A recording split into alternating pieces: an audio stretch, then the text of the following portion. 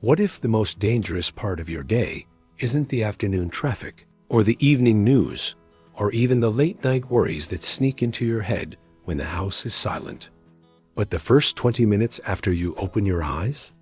What if, without knowing it, your morning routine, something you've repeated thousands of times, has slowly been draining your strength, clouding your mind, stiffening your body, and convincing you that this is just aging? Let me ask you something real, something a little uncomfortable. Have you ever woken up, sat on the edge of your bed, and felt older than you did yesterday? Not because of a birthday, not because of a diagnosis, just heavier, slower, a little less spark. And you told yourself, well, I guess this is what happens after 70. But what if I told you that some of that heaviness isn't age at all? What if it's habit? See, after 70, your mornings are no longer just a beginning. They are a signal to your entire system. Your brain, your heart, your joints, your emotions. They're all listening closely to how you treat them in those first sacred moments. And yet, so many strong whys, EXPERIENCED, people unknowingly start their day in ways that whisper defeat instead of possibility. I once spoke to a 74-year-old woman in an airport cafe. She was traveling alone for the first time since her husband passed, and she told me something that stuck in my chest like a small truth bomb. She said, I realized I was waking up every day already tired, and I hadn't even moved yet. Already tired. Before coffee, before conversation, before the world even had a chance to challenge her. That sentence is bigger than it sounds, because what happens in those first few minutes sets the tone not just physically, but emotionally. The first quiet mistake many people make after 70 is treating the alarm clock like a starting gun. The beep goes off, and suddenly there's this rush, this jump, this automatic push upward like you're late for something. But your body at 25 is not your body at 75, and that's not an insult. It's reality. Your blood pressure takes a moment to stabilize. Your spine needs time to decompress. Your joints need circulation. When you leap out of bed too fast, the room spins, you grab the dresser. Maybe you laugh and say, oh, that was weird, but your body isn't laughing. It's asking for respect. Slow is not weakness. Slow is intelligence. Sit up gently. Let your feet touch the floor like you're stepping onto sand, not concrete. Take 3 breaths. Not dramatic breaths, just honest ones. And already, you've changed the story of your morning. But then there's the second habit that sneaks in almost, invisibly reaching for the phone before you even greet your own thoughts. Think about that. Before you say good morning to yourself, you say good morning to the internet. News alerts, politics, health scares, messages from people who might not even understand what you're carrying. And your nervous system goes from 0 to overwhelmed in under 60 seconds. After 70, peace is not a luxury, it's medicine. Those first moments of silence are powerful. They recalibrate your nervous system. They allow gratitude to surface before anxiety barges in. But when you replace silence with scrolling, you start the day reacting instead of leading. And let's be honest, some mornings you don't even realize how tense you've become until your shoulders are tight and your jaw is clenched. That's not just habit. That's conditioning. Then comes the coffee, yes, the beloved ritual. The smell, the warmth, the comfort. And I'm not here to take your coffee away, don't worry. But when coffee becomes the first thing your body receives after 7 hours of dryness, you're essentially pouring stimulation onto dehydration. After 70, your cells crave water first. Your brain wakes up clearer when hydrated. Your joints feel smoother. And yet, so many people say, I don't like plain water. Of course you don't, but your body does. And there's a quiet difference between what your tongue wants and what your cells need. Even one glass, even half a glass, slowly. That small decision echoes through the rest of your morning like a domino effect of better choices. Now let's talk about something heavier. The mental replay. The habit of waking up and immediately revisiting regrets. The argument from 1998, the child who doesn't call enough. The business opportunity that slipped away. After 70, memory becomes both a gift and a trap. Your mind is rich with history. But when your first conscious thoughts are anchored in, I should have, or if only, you train your brain to begin each day in loss instead of possibility. That is exhausting. And it's sneaky, because it feels like reflection, but often it's rumination. There is a difference. Reflection teaches. Rumination drains. Try replacing the replay with one intentional sentence. I am still here for a reason, even if you don't fully believe it yet. Especially if you don't, because belief grows from repetition, and repetition begins in the morning. Another quiet pattern that steals strength is avoiding movement because of stiffness. This one feels logical. You wake up stiff, so you move less. But the truth is almost upside-down movement creates lubrication. Gentle stretching increases circulation. A slow walk to the kitchen becomes therapy. I knew a man, 79, who started doing 10 slow arm circles every morning beside his bed. That was it. No gym. No fancy program. Just 10 circles. He told me 6 months later that his shoulder pain had reduced so much he forgot he once complained about it daily. Not because of a miracle, because of consistency.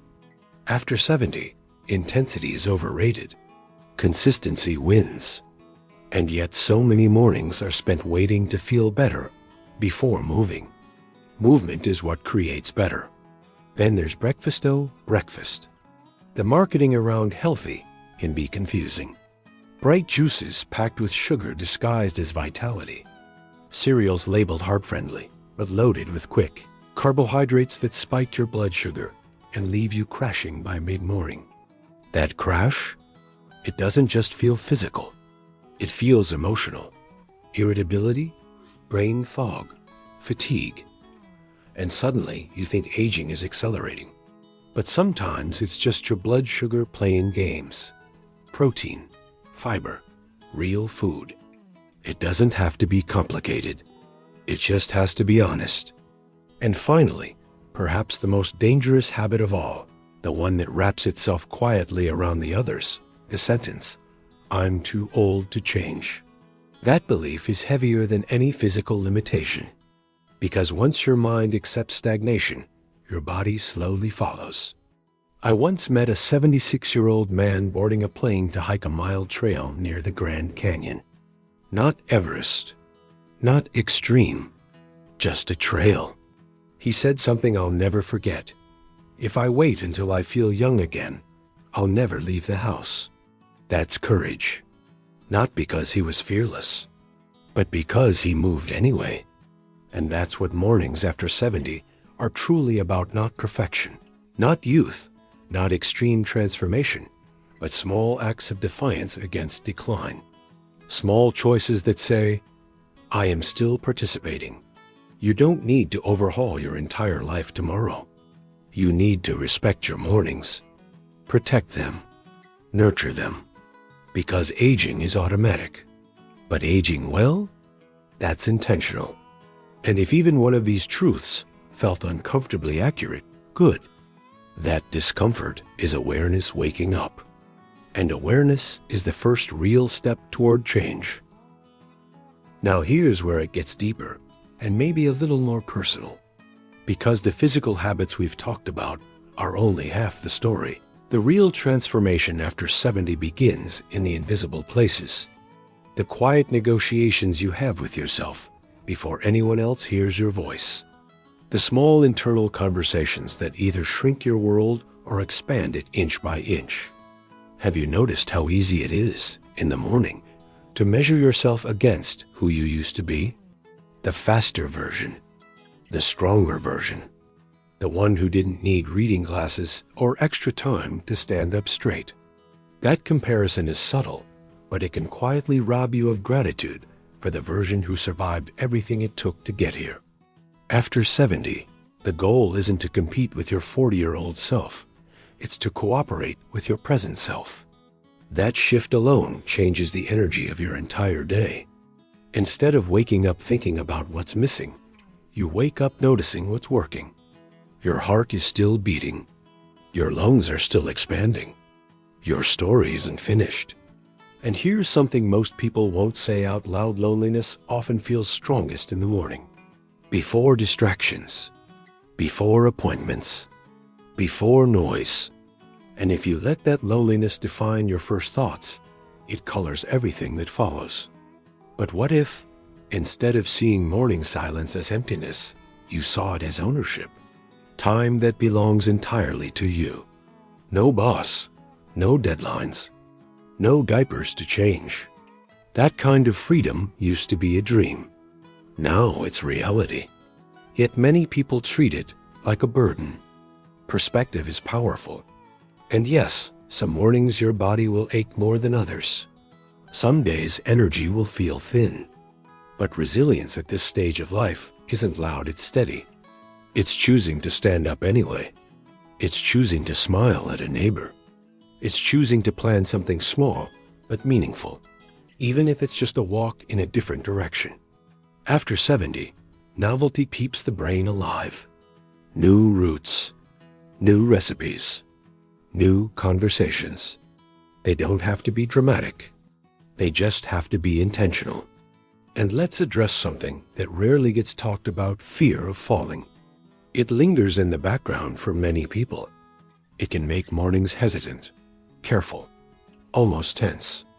But strength training, even gentle strength training using your own body weight, builds confidence as much as muscle. A few wall push-ups, light balance exercises while holding a chair. These aren't workouts.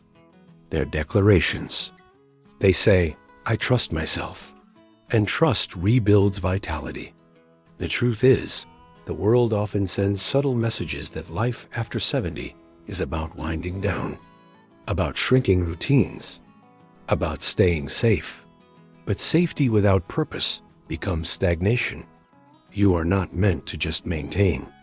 You are meant to engage, to contribute, to laugh loudly sometimes, to learn something new that makes you feel slightly clumsy at first. Growth doesn't retire. It just looks different.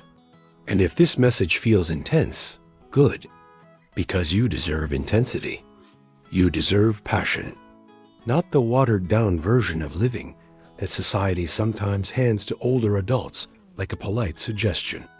Reject it. Your mornings are proof that you are still in motion, still breathing, still capable of adjusting course. So tomorrow, instead of repeating the unconscious patterns, pause. Feel the mattress beneath you. Notice the light in the room. Take one intentional breath before your feet touch the floor. Drink water before caffeine. Move before excuses. Speak encouragement before criticism. And most importantly, refuse to label yourself as finished. Because you are not done. Not even close. If this resonated with you, if you felt even a flicker of recognition, share this with someone who needs a reminder that mornings still matter after 70. And in the comments, write one simple sentence: I'm not done yet. Let that be your declaration. Let that be your quiet rebellion against decline. And here's my suggestion to you. Create a 7-day morning reset experiment. Not forever, just 7 days. Protect your first 20 minutes. Hydrate, move gently. Replace regret with intention. Eat real food. Limit early negativity. Speak one empowering sentence out loud. Track how you feel. You might be surprised how quickly energy returns when respect replaces routine. Because the secret isn't complicated. It's consistent awareness. And awareness begins the moment you open your eyes.